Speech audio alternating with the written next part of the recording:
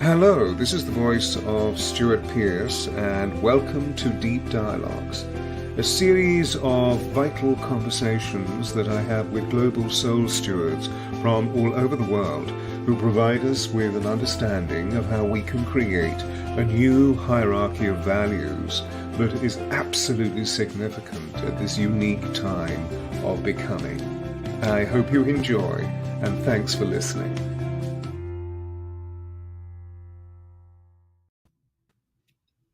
Hello, Torsten, Hello. and all of you wonderful people. I'm going to introduce you all to this wonderful man that we have with us this evening. So welcome, Robin, you're back. How wonderful. Deborah, Sarah, and Monique, and Angela, and Robert Kalfa as Reiki Lux. Wow. And Monique, all you wonderful people. So without more ado, let me introduce you to this gorgeous man that's sitting in front of us here. Dandy, how wonderful to see you. Amazing. God, we have people from all over the world with us this evening. Dandy, I believe you're in Los Angeles, yes? How wonderful to see you. So let me introduce you to Torsten A. Lange, who originally was from Germany. Correct. But really citizen of the world. So I have a bio in front of me, which I'm going to share with you because he is a renowned individual. Torsten is the director and founder of the Reiki Academy, and as a Hay House author, is also an inspirational speaker and workshop facilitator, communicating the spiritual essence and practical form of Reiki to a global audience. Torsten has completed unique and extensive research into the spiritual foundation of Reiki, having been deeply moved by the power of this healing art, which literally saved his life whilst experiencing a severe period of the long dark night of the soul. Torsten now lives and breathes the spirit of Reiki and has developed a profound vocation as an authentic and inspirational teacher of this extraordinary energy medicine. And later we will put up Torsten's website address on the screen. So Torsten, my friend, wonderful to have you here. Thank you so much. Thank you so much for inviting me. Well, that bio wasn't from my website, as you initially told me. You put it in your beautiful, very eloquent words. So thank you for that. Yeah, what I do is I take the form that the wonderful guest speaker or guest dialoguer is offering me, and then I sort of inject a little bit of superlative magic. That was fabulous. Thank you. Just to rev us all up into the wonder and the awe of creation. So you're doing something very remarkable with the nature and the essence of Reiki on the planet. And, I'd love to get into the absolute science of what you've discovered and indeed I think it's your second book, isn't it? The Science of Reiki. Am I correct? Yeah. But firstly, do tell us how the inspiration of Reiki came to you and how it has changed your life. Well, I really didn't get it. I didn't get Reiki at all. I was going through a really dark patch in my life. I had a store in London designing jewelry and selling silverware, and suddenly something quite unforeseen happened, which I wasn't responsible for, but I suffered the consequences and the business went bankrupt. Unfortunately, I had guaranteed all the loans, so I personally followed the bankruptcy, and I lost my apartment in Notting Hill and my apartment in Berlin. And because my family had help as well, they lost their house, the family home as well. So it was a huge end of a chapter, which up to that point, when I was in my early mid-30s or so, was really quite successful. And I tried everything to get back on my feet, and nothing worked. Up to a point when I was at least thinking about not wanting to carry on down here, which was a really, really dark place. Eventually, I somehow pulled through, and well, nobody would employ me, so I got some jobs as a cleaner, but that didn't make ends meet. And at some stage, my mum, who was going through all that with me, was given a book. She got a present from my sister, a book that talked about Reiki. And she was just fascinated by the prospect of like getting healing hands, because it very simply stated that everybody can get healing hands. Not too sure what she wanted to do with them. Knowing her, she probably wanted to use them on me to help me. But she went on a Reiki course. We somehow got the money together for that. And a year later, I was looking back. And it was about a year later. And I looked around back at that time, because from that point on, our life kind of got better. And I realized that it was the time when I overheard a conversation where I was cleaning that I needed an apartment refurbished. So I thought, well, maybe I can do it. And I volunteered and I got the job. And I somehow managed. They were quite happy with that. So I got more and more jobs, and slowly I could make ends meet again. And my life was getting back on track. But what suddenly I realized a year later was that the very day I started with this job, Mum wasn't around. She couldn't even make me a sandwich because she went to the Reiki course. And I suddenly started thinking, is it possible that there is a connection? I didn't quite understand how a complementary therapy could have anything to do with me getting a job, getting more money, and getting back on track. But of course, it's energy. It's everything's connected. And if one aspect in our life changes, if we manage to raise the vibrations, then the vibrations are raised everywhere, and the flow is back there. And once I realized that, I was just completely amazed, and well, started doing things professionally with Reiki, because in the meantime, my mom gave me my first Reiki course for Christmas. And I was sitting there thinking, I'm not intuitive at all. This is for people who drink herbal teas. I have my cafe latte in the morning and stuff like that. So it just didn't really fit the picture of how I expected somebody more open to spirituality would be like. So I was sitting there listening. I got an attunement, which is the kind of initiation, the initial energetic opening, and I didn't feel anything. So I thought, okay, it's nice to be here, but it's just not for me. And then I was sitting there listening to the teacher, and suddenly I had my hands placed on my thighs. It was getting warm underneath. So I got my hands up, and I thought, and it immediately was getting cold. Placed my hands on my chest. On the way back on the underground, I was like this everywhere with my hands. I just couldn't believe that I could feel something. And this is really what kept me going with Reiki, and why I'm so enthusiastic about it, that there is well, we can feel something. There is an initial, immediate experience. And over time, I noticed how life-changing that experience actually is. Yeah, well, that's a short version. And so this was how long ago now? This was over 10 years ago. Mm, mm, mm, mm. And in between, I learned a lot about Reiki. I just couldn't believe what was going on in my hands, and in my body, and in other people's bodies, because as soon as I placed my hands on the body of other people, they could feel something as well. So there was a lot happening. So I kind of almost made it my mission to find out what this was all about. And step by step, I found out more about Reiki. Mm.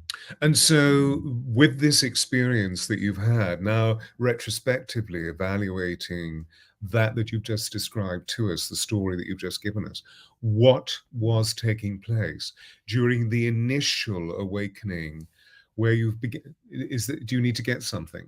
Well, I'm so sorry. Thank you for checking that out. This is so embarrassing. I did not plug my computer into the socket. So I'm just looking that the battery is low. So if you would, I know it's energy, and I could try with Reiki, but I'd rather just rely on the socket. Would you awfully mind Of me course just getting not. up No, and I mean, really getting that, and easy. plugging my computer in? Thank you.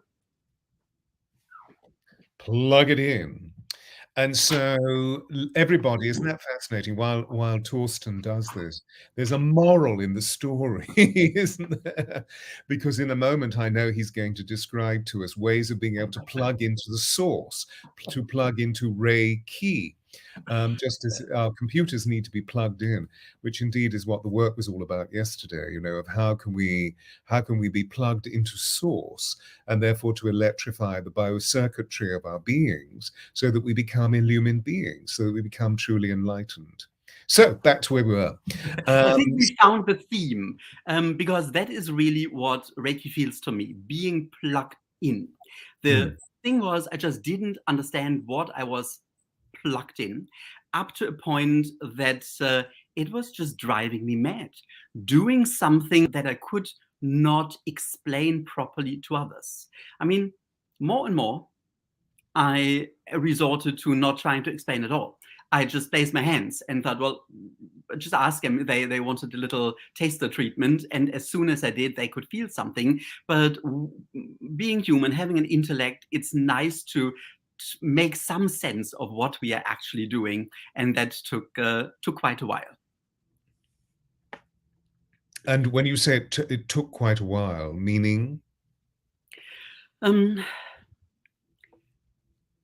There are these different interesting aspects of Reiki. First of all, I didn't know why it helped with physical healing.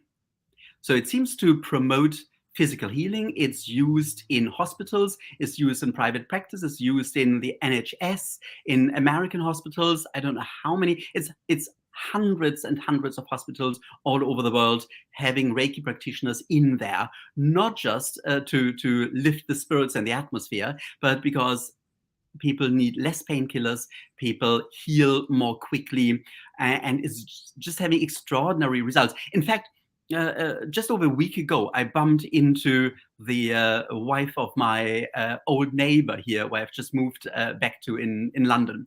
And he's in his early 80s, and she was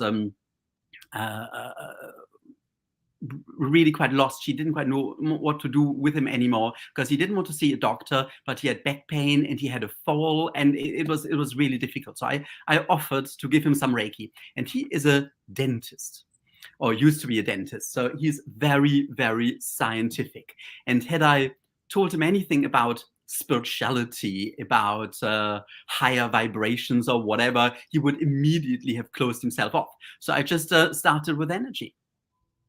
And with the fact that it is used in public healthcare, and eventually, after about an hour's conversation, he accepted to give it a try.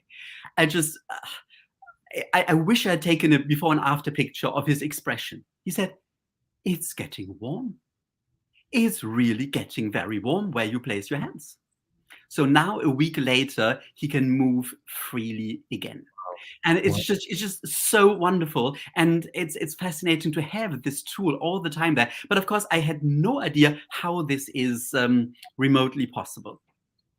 I'm coming more to the conclusion that it simply stimulates the body's innate self-healing abilities. So to speak, it raises the vibrations of the body. We are energy. We are the dense energy of our body and the higher vibration energy that is animating the body. And once the flow of that is there again, then we start to heal. What's fascinating is that you can actually measure the negative ions in a wound when Reiki is administered. So negative ions mean the physical healing is actually taking place. So I told him all that. But then, of course, people see colors. People have experiences like floating. It reduces stress. And we go then into really fascinating spiritual levels where people feel a presence, where people get answers to their questions. And this was something that I just couldn't understand. And at some stage, I came up with this idea, or it probably came to me, um, to not just look at what Reiki is actually doing, but to try to trace it back. And I asked that all my students to do that at some stage, to give themselves Reiki or Reiki treatment to somebody, feel it, feel the hands getting warm and the energetic sensation, and then try to trace it back into their body and wherever it takes them or us.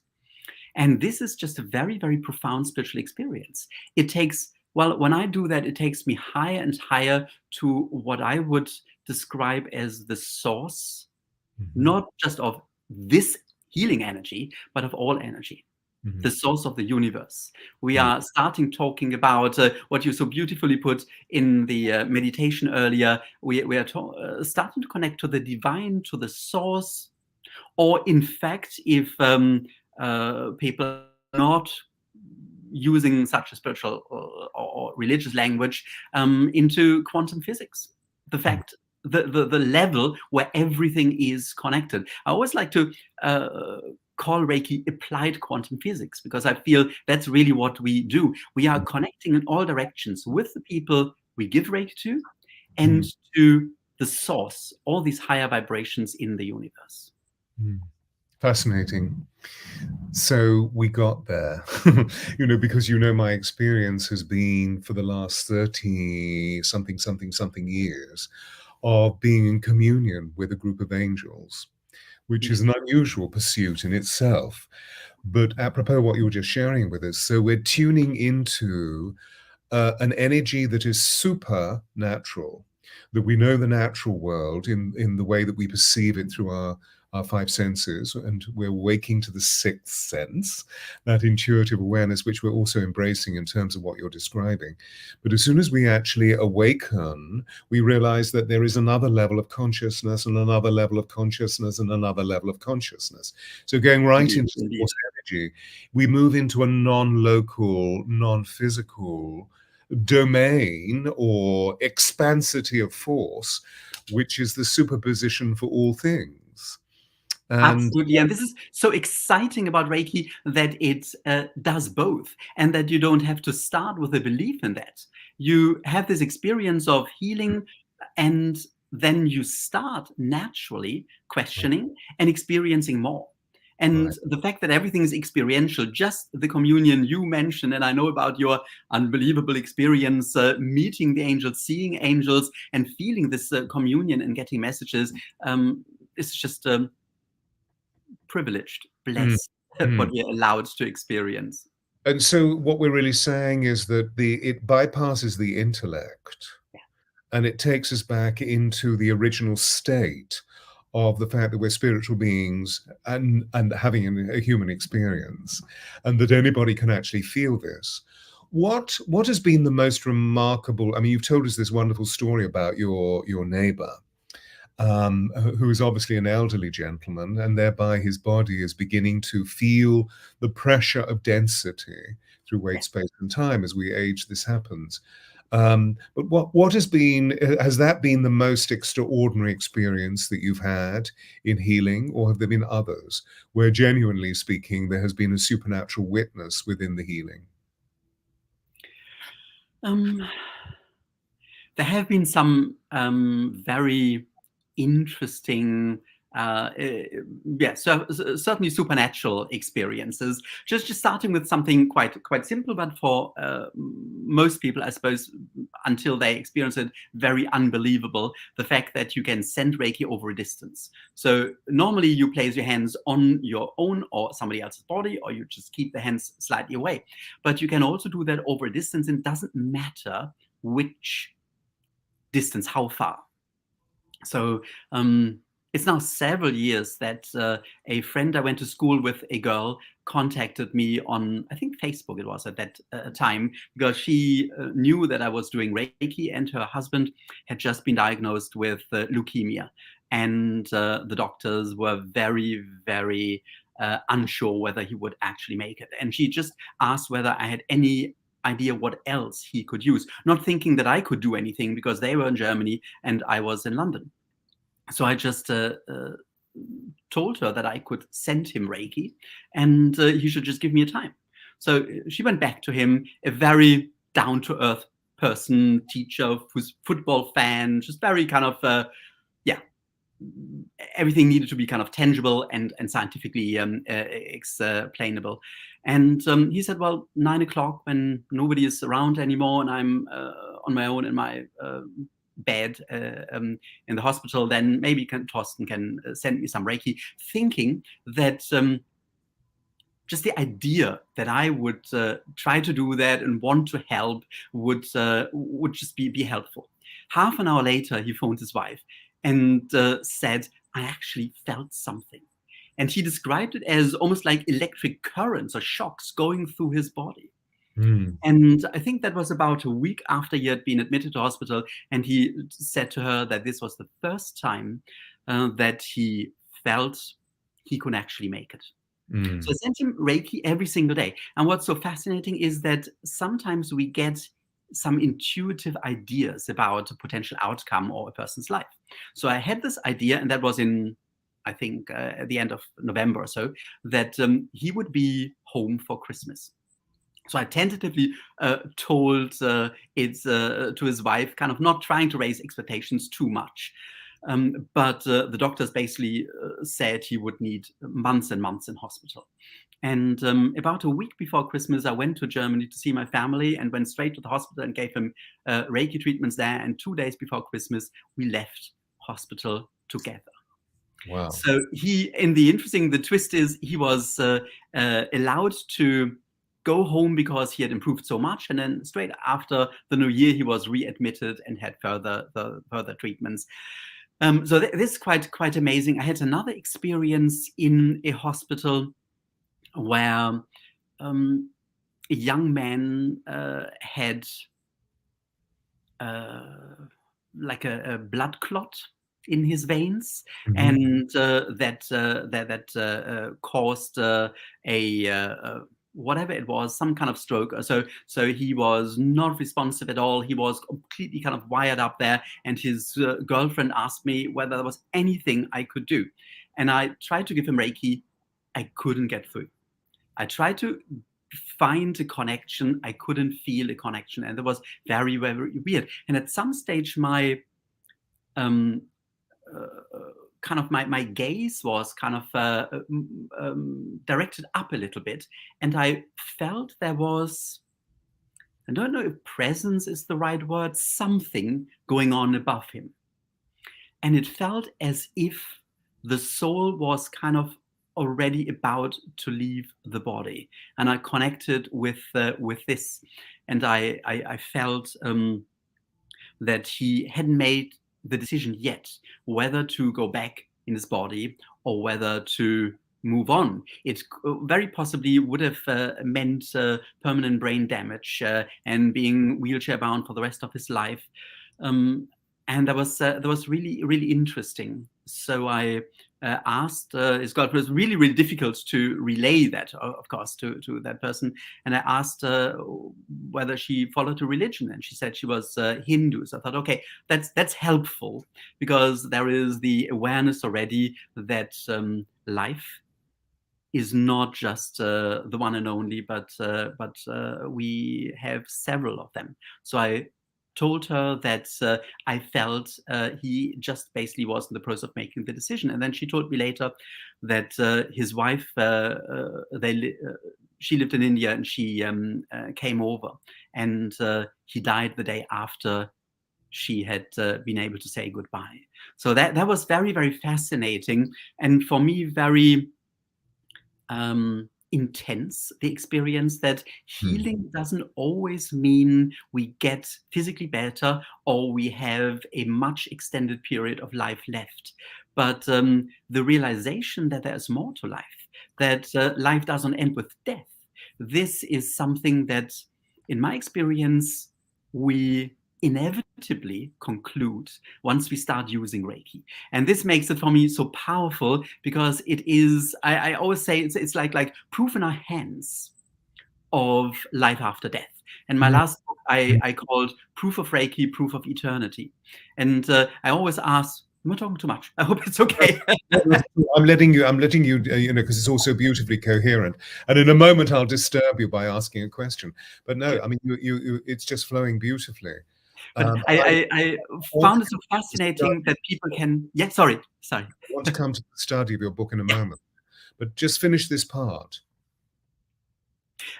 Yes, so I find it's fascinating that when we feel something in our hands, we sense that this connection we feel is going deeper, and it is something that doesn't stop with the physical realm, but Mm, it goes in another direction. And yet I find it so fascinating that it starts with these physical experiences, including changing the taste of water.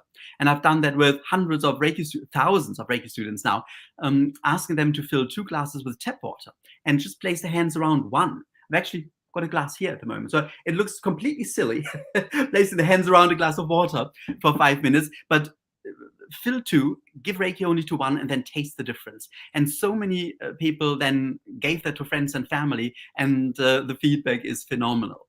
And so I found this laboratory in Switzerland, and they test the quality of bottled drinking water for the German-speaking market.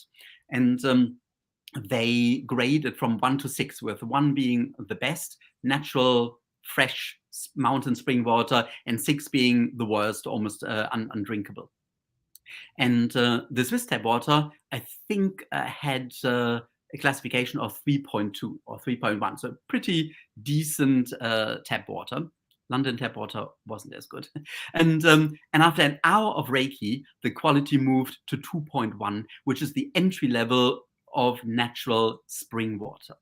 wow. And they took pictures of that because they analyzed the crystalline structures of the minerals and trace elements in the water, the salts, after it goes through an evaporation process. And this is just fascinating. But when we then use Reiki symbols, there are symbols on the second level for different levels of existence and indeed application. The quality still always improved a lot, but the crystallization was very different. When I concentrated on physical healing, the crystals were right the same throughout the sample under a microscope. When I focused on stress reduction, on intuition, on a more kind of spiritual understanding, all the crystals were on the sides. It was unbelievable, as if this wasn't about the body anymore. It was about something else. They wanted to move away. And when I used the symbol we use to send Reiki over a distance, so the connection symbol, the crystals started to connect and overlap. I've never seen anything like that before. And that basically showed that there are 2 ways of looking at Reiki scientifically. One is looking for scientific proof in a laboratory, or in scientific hospital research. And the other one is to understand that there is a science within Reiki, that it works on different levels: the physical, the emotional, spiritual, and the level of connection or oneness. And in fact, of course, this is the setup of the entire universe. So it kind of shows that we are connecting to the universe and to higher levels. Mm, mm. Wow. Well, so there are lots of information. And ladies and gentlemen, as we proceed with our conversation, with our deep dialogue, please don't hesitate to ask Torsten questions, because I know that he will always be extremely willing to answer. I will Are try. there any questions here? Would Reiki be able to cure vasculitis? Robin asks. So firstly, what is the phenomenon of vasculitis? Where does it affect your body? Thank you for asking that. Yeah, because obviously litis meaning inflammation. So it's when we're speaking of the vascular pulmonary effect of the heart, that suddenly the heart muscles become, or the subtle vessels within the aorta become inflamed. Is this what you're saying, Robin? Can you write something? It takes a little bit of time to write into the This is where our questions need to be really specific, do you see, just in case we use technical language that others maybe are not familiar with. Let's Well, I can actually answer the question. do. Um, uh, which I find is pretty fascinating. Not that I can answer it, but the answer is fascinating. I don't need to know anything about an illness somebody has. Every illness can be affected by Reiki. I don't even need to know where it is located in the body, because as soon as we start with Reiki, our hands are kind of drawn to the certain areas where they are needed. Or in fact, if we can't get there, we can just place hands on the shoulder and still the energy will go where it's needed.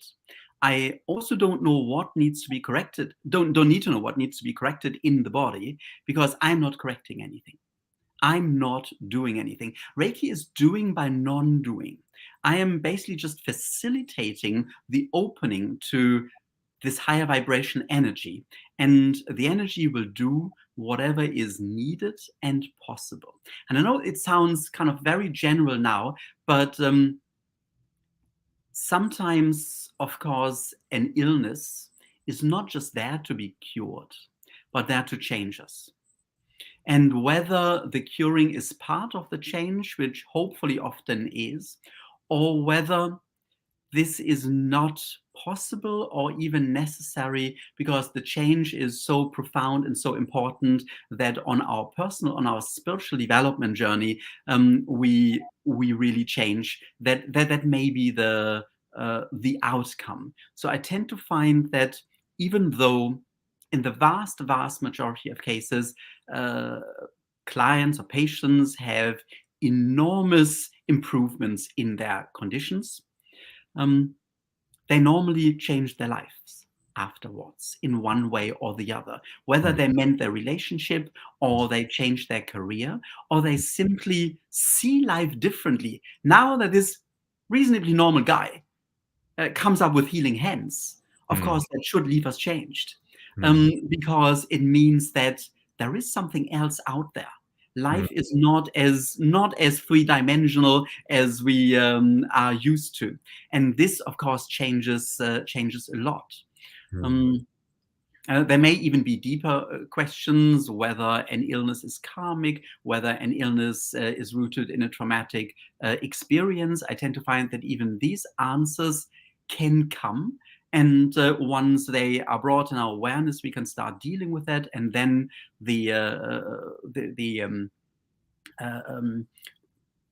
what we suffer from gets better. So it works in a myriad of ways, but I'm pretty confident to say that it is very usual that everybody feels something and has some kind of results.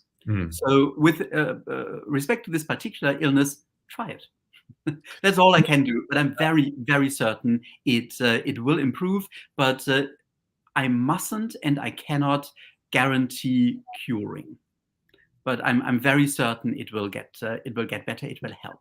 Yeah, I mean, the guarantee is that we are all from the non-local, non-physical universal force. That's the guarantee, isn't it?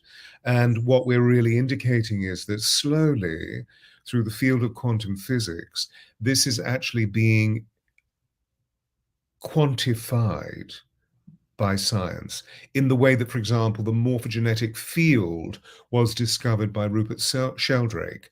Yes. And for me, the morphogenetic field is another way of talking about Reiki, which my understanding is it means universal force or universal energy. Is that correct? Yes, but it's slightly short, the or kind of shortening the depth of the meaning, in order to make sure that it isn't perceived as something religious. The general description is universal energy, or translation of Reiki, but really it means spiritual healing, spiritual energy, or even divine or divinely guided energy. So the idea is that it is from the highest source. And at the time, 100 years ago, in fact, this year is the 100th anniversary of the foundation of the system of Reiki. And when the founder, Mikao Usui, felt this strong energy experience for the first time, he blamed it, or he said, this is Reiki. Reiki was the name for the highest energetic level in the universe, the level where kind of the energy starts and the unchanging is always present. So it's basically our connection to the unchanging. So again, we're referring to the source and to the principle of eternity, this infinitely unfolding creative possibility full of love and joy. Sure. That's how I interpreted it. And because when I speak of universal force, I'm going to the highest superposition for all things, which is the source. And so, Robin, you see, right now, the masculitis is actually being healed. Do you see? And if you were with Torsten or one of his practitioners that he's trained, or indeed anybody that you know who is specializing it, and maybe Torsten may be able to recommend in certain areas of the United States where he has practitioners that are working on a very, very high vibrational field. You could go and have the hands laid upon you, so to speak, and the inflammation of the veins would change. Is anyone able to do or perform Reiki? Torsten? Yes, but only once they had this attunement. So the attunement is what sets Reiki apart from any other complementary therapy. There needs to be this initial connection to the energy. And this is happening in something like little ritual. So it's if you do it really quickly, it probably takes 60 seconds. Most of the time it takes a little bit longer, but it is foolproof. It works. No matter who comes, it works, and people have healing hands. People have the results afterwards. And this makes Reiki very different to also other kind of types of spiritual healing. So this initial connection is really important. But once that is there, everybody can practice it. And this attunement can be given in person. Normally it's done in a Reiki course, but it can also be done over a distance. So I also teach online courses, and the experiences people have there in their homes in America when I'm in London are just absolutely extraordinary. And often I hear they feel as if I was standing right next to them and moving and so on. It's just absolutely amazing. But of course, I am connecting at the certain time we agree individually with everybody. So it is not just something that is kind of pre-recorded or so. It is something that I do live for every person. But yes, everybody can learn Reiki and everybody can do it. And I wouldn't really be able to say that there's a difference in quality of Reiki treatments. We all have different personalities. And of course, after a while, you have more experience, but everybody can use Reiki. Straight after the first course, people go home and give Reiki to their partners or their cat or a glass of water, and they get the results. Okay. Do you believe this energy can be accessed in other ways without using symbols? You only add symbols in a Reiki 2 course. So you don't need the symbols at all. The symbols are not accessing tools, but they are focusing tools to focus on physical healing or change, which can be broken bones, and it can be a broken dishwasher. As weird as it sounds, I've given Reiki to a dishwasher and to the printer and so on. In fact, your and mine tech manager, I once asked him about a printer I had troubles with, and he very cheekily sent me an email back saying, "Have you given it Reiki?" So I did, and yes, it did actually work. So there's the physical healing, but then of course there's also the focus on intuition, on guidance, on a spiritual opening and a deeper understanding, and on opening the heart. And this is the most powerful. And these symbols are tools. And Reiki is quite famous for the symbols. And it gives it something very kind of mystical, mysterious. So I kind of try to demystify it in a way. So the symbols are not there to hold the power, but to help us focus. So the real power is in our connection to this higher vibrational energy. And this connection is opened up through this attunement process. Okay. You're basically talking about initiation. And with initiation, with the individual, there is a conscious intent of being absolutely responsible for the profundity or the credulity, the integrity of what the process is all about. But surely the symbols that you're describing are keys. And Absolutely. And they're used in every attunement. So they are naturally part of every Reiki that we practice. right. But they're, as keys, they're opening up certain points of frequency so that frequencies become more specific. Yes. And that's fascinating because it means there are different frequencies. And of course, there are different frequencies in the universe. And the more we go into that, the more fascinating I find it becomes. The entry level is these three levels: the physical, the level of form, the spiritual or non-physical level, and the level where we are all connected.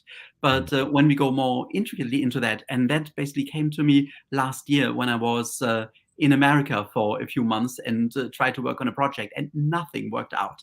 And I was completely frustrated, using Reiki on myself all the time and not understanding why things wouldn't flow. But what did flow at some stage was my development in spite of all that. And I got some really interesting channelings about the 7 levels that are actually in the universe, all the way up to the third, the source being the 7th level, and the 6th being the ideas, the principles, the laws governing creation, and then the 5th level, the level of archetypes, of archetypal forces. And I was told that this is basically what the archangels stand for. And then the 4th level, what we often call the spirit level, where it goes into the individual experiences of feeling these different forces in working out. And then, of course, the physical level, the 3rd level of humans and animals on the same vibrational level, putting that interaction. And that's quite extraordinary, because I was really quite shocked what COVID did with us. I thought COVID would be a big wake-up call and really change people for the better. And initially, all over the world, people checked on neighbors, how they were doing, offered to go shopping for them, called relatives they hadn't spoken to for years just to make sure they are okay. So there's a huge kind of connection, and it just was prolonged so much that I find it brought out the worst in many people. Anger, frustration, separation, the divides in every way. And this was particularly strong for me, this experience in America. And based on that, I was pondering more and more over why the world is actually such a difficult place. I mean, why do we have this terrible war? Of course, we can say, yes, because one country has attacked another country, which is completely true. But Russians are humans. So do you want an answer within to us. that question, or is it purely rhetorical? Well, it isn't really, because I asked myself, am I having these forces inside? And I realized, yes. Totally. So basically, the war is an expression of our inner wars. Absolutely. And using Reiki more and more, I felt that there is a way to overcome that, and to realize that we can actually change these things. So I'm presently working on ideas and on a program which I have started already a few times and worked with quite a few people how to use Reiki for inner change and more inner peace, and to then let this shine into the world and make the difference we can make in the world. And I think it's really powerful. I mean, if Yeah. Yeah. more people had healing hands, I think less people. Well, Uh, I hear you, and I'm in full support of your passion, your vigor, and your conviction about Reiki. But I think we have to be very careful about the narcissism of there's only one way to do it. There are many ways to the divine.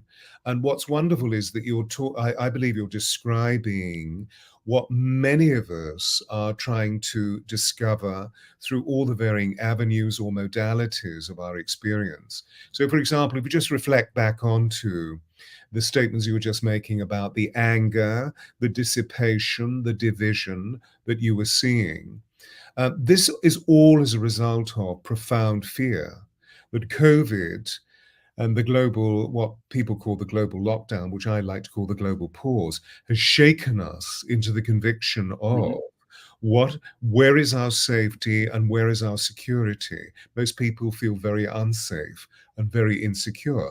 And that begins a whole travesty of consequences. Now, what's happened, I believe, is that we have become so frightened and so uncertain that we've developed the monster in front of us. We've developed this gentleman who is purporting to be a major world leader, but actually everything that he does is mendacious. Everything that he does is lying. Do you see? And so we see this is a project of our consciousness, or Mhm. a projection of our consciousness, that if we can actually heal the inside, and this is what my prayer was all about just now in the meditation, then automatically Mr. Putin just disappears. And we all become heroes and heroines. There's a wonderful question here, which is there ever a risk of connecting with negative energy from Myra? Um, Not opening up to negative energy, but noticing negative energy, realizing what is going on, and bringing in Reiki to open this up and to heal. It's one of the really big questions that are being asked all the time in Reiki courses. So if I connect, and then if I if I connect to the source of Reiki, so I'm really kind of quite open, and then I connect with somebody needing healing. Maybe that person is extremely negative. Maybe they have they're extremely angry. Maybe they are violent. Maybe they're well, the idea sometimes is whether they kind of even work with kind of dark forces, very Mm, kind of sci-fi style, and whether we can take that on. mm, Well, my personal take on that and how I practice it is I'm very aware that I'm connected to the highest vibration in the universe. Everything else is underneath that. So if mm, I connect to pure light, mm, the only effect will always ever be to lighten up the darkness. I may not be able to do it completely because people resist, and there are lots of things at work, but at least it will do something. But I am completely connected to this light. So mm, I am absolutely certain that I cannot take that on. What I do take on is, well, I don't really take it on, but of course, uh, we give Reiki because we are empathic. We want to help. We feel with these people. So often I feel that the out of fear, we think we've taken on something negative. In fact, we just feel other people's suffering. And of course, that has an effect. When I look at the pictures of Ukraine at the moment, it is devastating. And I can't just say, oh, I'm just in the light. No, it's terrible. I feel so unbelievably sorry. And it's really dragging myself down. And I'm struggling to deal with that. And I wonder how I can change things, what I can personally do. But as soon as I bring in Reiki, I feel the mm, connection is there. And from that point, I am connected anyway. I am safe. I can then take the next steps and see how I can help. But I Yeah. think that's kind of the key problem, that people kind of mix up empathy with negativity. Hmm. And really, we're talking about fear. And of course, A Course in Miracles says fear is an illusion. So you see, continuously, you can hear Torsten is talking about how to reconnect, to recreate connection with Source. And that is what this huge time of testing is all about, which, if you study contemporary astrology, we're in for a very difficult ride. I mean, it's already begun, and it's to do with a unique astrological conviction between Saturn and Mars. Saturn is Big Daddy, the karmic cleanser, and Mars is the god of war. So Big Daddy is establishment. So we're in this juxtaposition, this conjunction. If you look back to the last time this conjunction took place, it was 1992. And if you examine what happened during the year of 1992, there were internecine conflicts brewing in every single major metropolitan city throughout the world.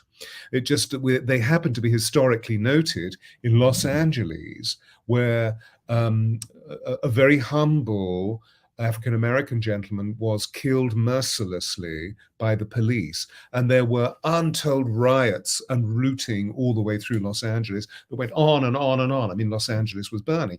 The same thing happened in the city of London. The same thing happened in Paris, for example. So if we become fearful by that, rather than tuning into universal force, the force that Torsten is speaking about, then we're not really serving either ourselves or our brothers and sisters. Torsten, have you read or used the original Reiki handbook of Dr. Mikao Usui?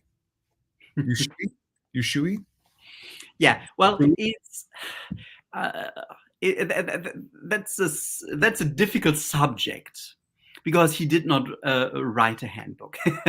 It was attributed to him, but I believe it was falsely attributed, and it was actually written or put together by one of his master students, Shujiro Hayashi, who opened subsequently a clinic in Japan, and he brought it in. I think this is kind of now the general view, but when it came out, because it was an original document from that time, people thought it may have been from Mikao Usui, but then there isn't really too much in there other than hand positions. So at that time, of course, you couldn't just go on the internet and Google, where's the gallbladder? So it describes common illnesses and a number of hand positions for that. So it was primarily given as a handout to Reiki 1 students.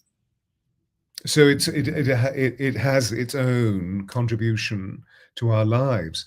And the question was, does it increase positive effects? Yeah. And so the answer is yes. Can you recommend the best way to connect with divinely aligned Reiki a divinely aligned Reiki master specializing in inner peace in Ottawa, Canada? Do you know anybody in Canada?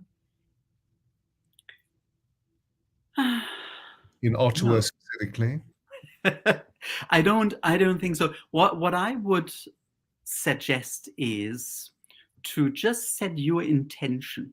Maybe even place your hands together and say, okay, the divine, the universe, please help me find the right person for me. And then open the yellow pages or Google or see what comes up there. I tend to find this is a great starting point.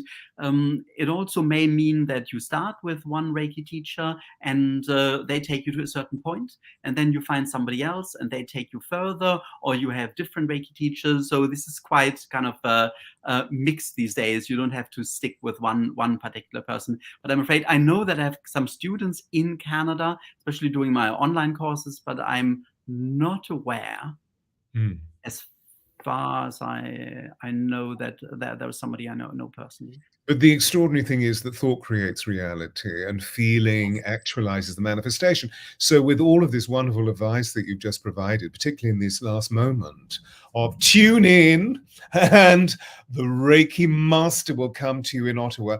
And wouldn't it be wonderful to discover that he's living right next to you, Colleen? I think that would be extraordinary. Stephen's asking a question for me, Stewart Pearce. Very formal, Stephen. Do angels know when we do Reiki? Because when I do Reiki, I feel a presence. Absolutely. Because if we see that angels are higher force beings that are thoughts of God, if we're actually seeing that the universe, i.e., the source, the galaxy, the universal kingdom of infinitely unfolding creative possibility full of love and joy, is, should we say, governed, marshaled, organized, or guided by angelic beings, then why not? And of course, there is an entire branch of Reiki, which I believe grew in Los Angeles and is now spreading throughout Europe, which is called angelic Reiki. Any other questions? I was told during attunement to say, please show me another way if pain was felt. Any ideas? I suppose that's an intention that we can have. Yeah. Absolutely. I tend to just trust that the connection we feel in Reiki will bring these things about, whether it is physical healing or whether it is a different take on what we're going through there, or a deeper understanding of that. I just tend to find that Reiki brings that naturally. Yeah. But Yeah. coming back to the idea of angels in Reiki, a lot of people feel the presence of light beings, whether it's angels or masters or spirit guides. And years ago, one of my early master courses, I was attuning people to the master level. And at some stage, I looked up and I thought, what's going on here? There were like 12 people standing in a room, and I could see a presence behind every single person. And afterwards, I was quite scared at that time whether I could really go kind of so deep into these experiences and share them. But I said, well, I felt something really odd, as if there was somebody standing there. And three people said, yeah, we could see that as well and feel that. So it is the spirituality, seeing things with your third eye rather than with your physical eyes, becomes the new reality in Reiki. And this is why I feel it has such a strong impact. And you're so right, Stuart, that there are wonderful, extraordinary modalities, paths, meditations, connections to achieve the same and to feel this deep spiritual connection. What I so love about Reiki is that we don't need to believe in that. And often we don't even need to really take the first step other than asking for some help. And there's a Reiki practitioner, and then the journey starts. And even for somebody as down to earth as me, it worked. And I just love this.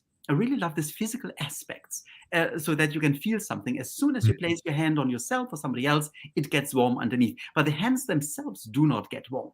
So it's purely the energy that you feel. And this is something that always gets me back to my inner peace, my inner connection, when I'm all over the place and angry or unhappy about something, just feeling this connection again. So as we are positively tuning into the hosting, the entrainment that Torsten is providing us with during this hour, and unfortunately in a moment we're going to have to conclude, we're actually all tuning into this extraordinary force, do you see? Just as shortly before coming, I know many of you weren't present, but I offered a free 33-minute meditation where the subject of Ukraine and other areas of warfare around the world took place. So with this level of communion of light where we connect, these ripples of hope will be able to heal extraordinary negative situations around our world. I keep wanting to say this, meaning that healing is a movement back to wholeness. That being a spiritual being is not a question of Anyway, I won't say that. Being a spiritual being is a movement back to wholeness, where we come back into the natural position and state of our interconnectivity with the divine. Torsten, this has been the most amazing hour. Thank you so much for coming on and Thank you. sharing Thank you all very, very much. and all of your clarity and all of your wonderful stories with us. I know everybody will be joining me in absolute celebration of this wonderful Mr. Torsten Lang. And his website is, Ryan, there we are. There's his, do you see it's Torsten A. Lang. A stands for? Alexander. Alexander, which means the thunder of man in Greek. So here we have the thunder of man. And of course, Alexander the Great believed that he was totally in attunement with the great gods. So bless you, ladies and gentlemen. Next week, there will be also a wonderful speaker coming on to share with us how he created the most amazing company that produced animated videos and has now gone through a near-death experience, has become a profound healer. So look forward to seeing you again next time, next week. And again, Torsten, thank you, everybody. Thank you. Namaste, namaste, namaste. Thank you, Ryan.